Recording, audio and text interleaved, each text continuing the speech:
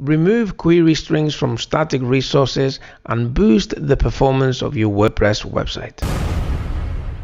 Hey, it's Oz here, continuing with the WordPress speed optimization series. Do watch the other videos in this playlist because each one is a tip to help you optimize your WordPress website. Now in this video, I'm talking about removing query strings from static resources. And just like I mentioned in the leverage browser caching video, when you use certain tools to test the speed of your WordPress website, you normally get some action steps. Those are advised, those are things that you can do to improve the performance of your WordPress website.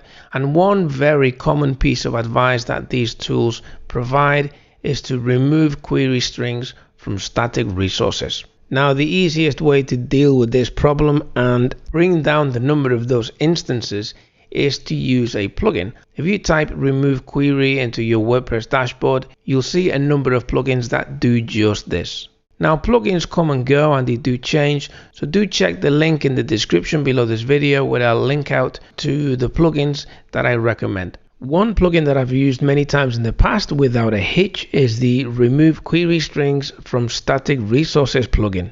This type of plugin tends to be small and there's nothing to configure. You simply install them, activate them, and you're done. As always, test your website, test it several times to get an average speed and see if you do get a boost from the plugin.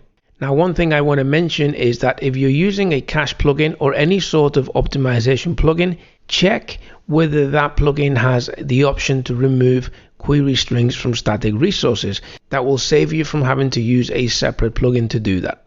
Okay, in the video you can see now on your screen, I'm going to give you a bunch of resources that I think are going to help you when it comes to optimizing your WordPress website. Click it and I'll see you there.